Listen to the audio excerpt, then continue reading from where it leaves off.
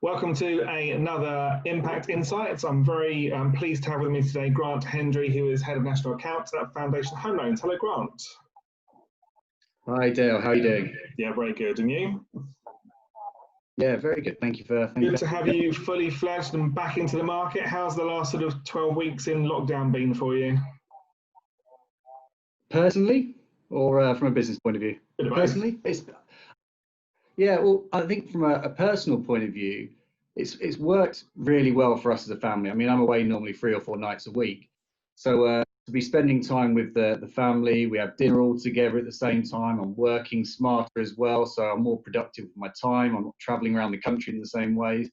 So yeah, personally, it's been very good. From a business point of view, it's been very challenging.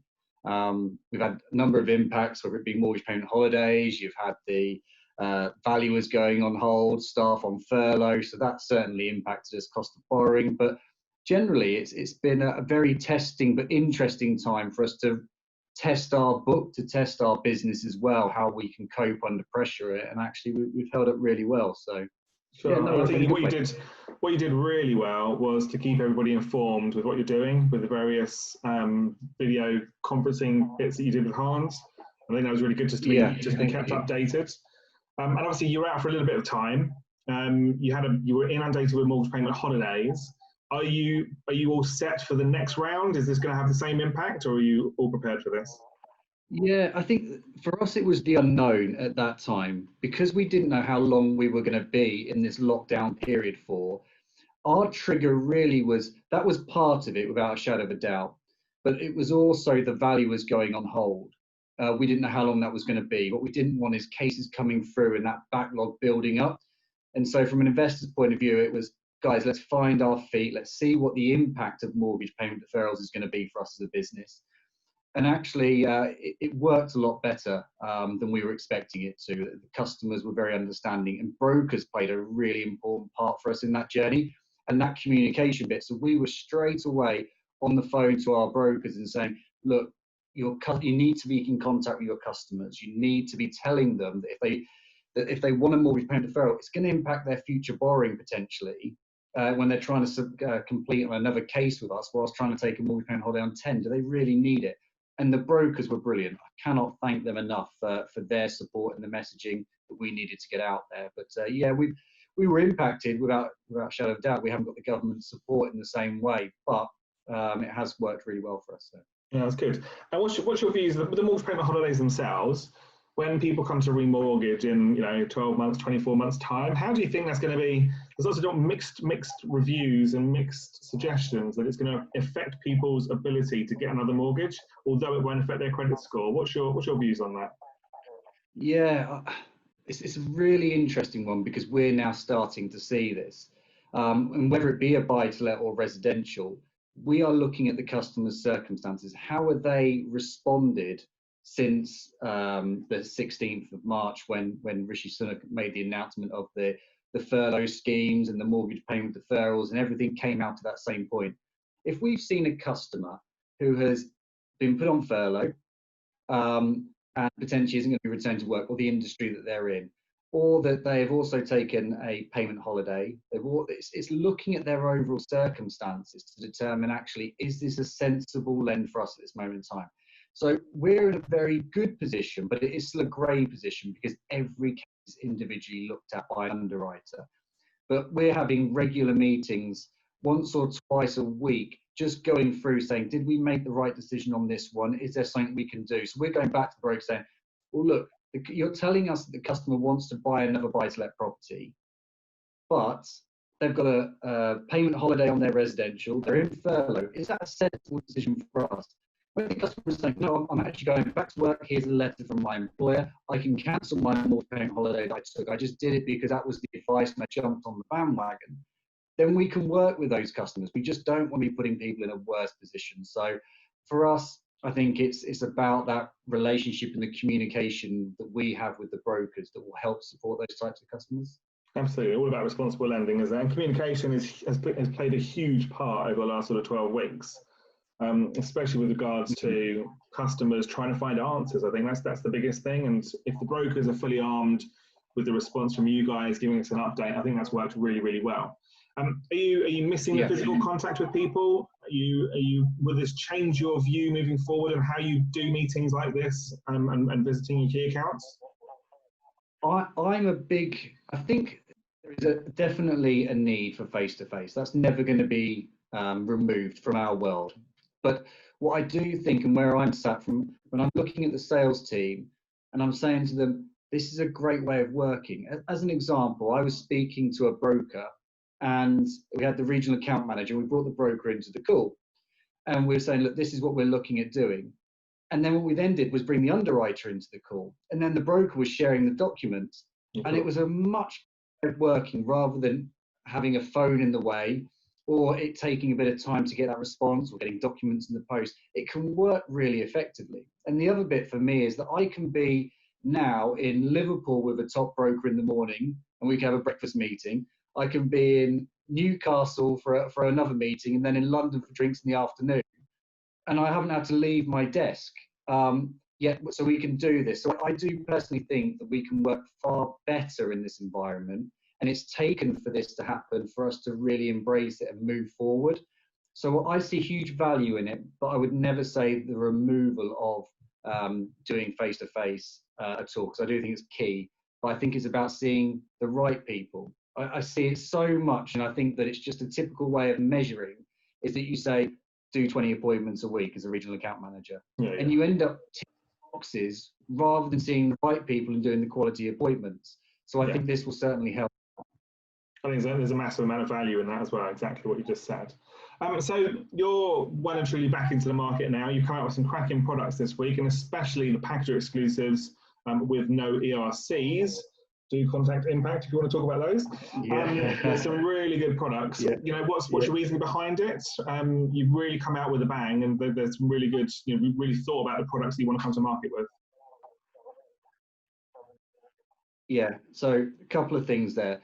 Firstly, when we came back into the market, and I'm not saying we were the first lender, but we were one of the first lenders to come back off the back of the lockdown of valuers. And our investors were keen for us to come back in, but it had to come with caution. So when we first came back in, it was with a 145 stress rate on both limited and individuals. And our rates were a little bit higher because we were first coming in. We've now realised actually in the mortgage payment holidays and with more lenders coming back into the space that we can be a lot more competitive. And so as you rightfully said, we launched an exclusive product for our packager partners, Impact being one of those. And that product was a no ERC for HMOs and large HMOs and multi-unit blocks. And that to me was that market, the HMO multi-unit block market, is a specialist market. And for us, we want to make sure that we're giving the right products to the right people. And you guys play such an important part in controlling business levels for us and getting the right. So you're that first line of defense, as well as the introduction to us. Sorry, cut out there. You're the first line of defense for ourselves and also introducing that business in the right way. So for me, I think it's really important that we work with packager partners, because what I want to see Foundation do is become more specialist. And for us to become more specialist, it has to begin with packages.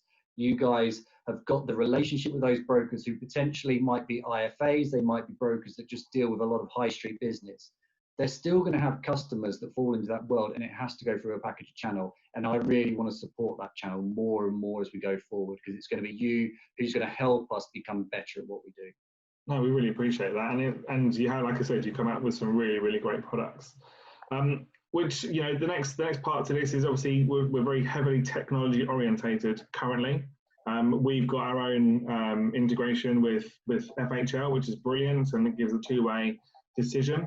How are you finding technology? And it's you know, people have talked about it for a number of years, and it's still not doing, I would say, all that has been promised in the headlines, in the column inches, and you know what we've seen being brought to the forefront of everyone's minds over the last couple of years, like open banking for one of them. And I know you've been touching on this, but where do you see it going? Where do you see this really going to be helping you over the 6 to 12 months?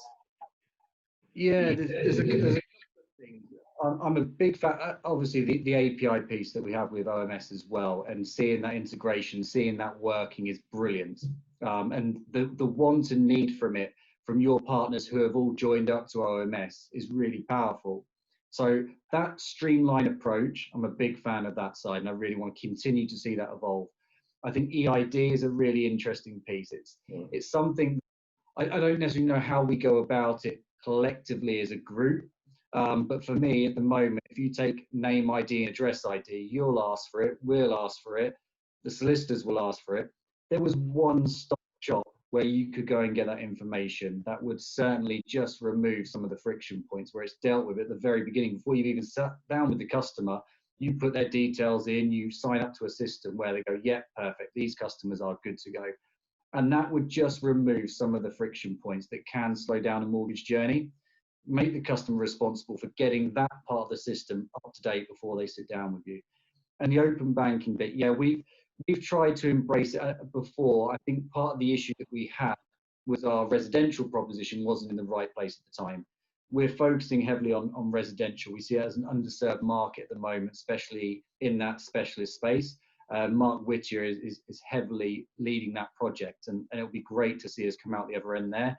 So I can see open banking playing a big part in the residential space. And I think that's probably going to be another 12 to 18 months away before we really see it taking its full place. Sure. But I'm having more conversations with people saying that open banking is a big part of their business. Can you see lenders sharing? So you mentioned ID there, electronic ID. And FHL might want to use one provider for electronic ID, but other lenders might want to use other providers. And it's going to get to that point where we're already seeing it, where we might have to integrate with 3 different providers depending on the lenders. Is there no way that lenders can get together and say, well, actually, we want to do this provider for ID, we want to do this provider for open banking, and everybody can have some sort of consistency across the market? Yeah, it's interesting. It's that monopoly. And that's why you have an Experian and an Equifax, because of that competition and pricing, rather than them just saying, oh, guess what, your prices has just gone up another 50% next year. It's that control is important for us as lenders, and making sure that you get the right decisions. So you might choose to place a case with a different lender because the scoring is different on an Equifax versus Experian. So I think it is important to have those options, but I would love to see collectively, because what I'm being presented with maybe 5, 6, 7 different companies, and as lenders, we don't want to back, and we don't want to back all of them because that's quite costly and time consuming from an IT point of view. So I do think there needs to be a lead. There does need to be 2 or 3 partners that are verified, the quality of the information is good, and it gives us good, accurate decisions. And it's how long that ID is valid for. Because we have to keep those documents on file. So does that replace that efficiently enough that would stand up in court, which is the most important bit for us. So you mentioned Mark Whittier is heading up the residential side. You've got some products already. What are you looking to enhance on that? Yeah, so residential is going to be a big part of our business. As I said, we do see that as an underserved market. So some of the key areas that Mark is working on is the self-employed customers, is the contract workers, is how we assess interest only. And those are, it's about finding that middle ground where we can really support those customers. But Mark will open up far more on what he's looking to build at the moment. At the moment in that space, what we're doing is really focusing on looking at the cases. So the DIP will come in, an underwriter will look at every DIP that comes in on a residential case. They will then sit down with a committee as well. So they really want to lend, and that's an important part of a lender wanting to lend, and speaking to the broker saying, can we do this, can we do that, how can we make that case fit? So I'm really impressed with the approach that Mark's taken with it. So yeah, certainly watch this all space. Very positive from Foundation, which is good. That's what we like. Yeah, no, very much so.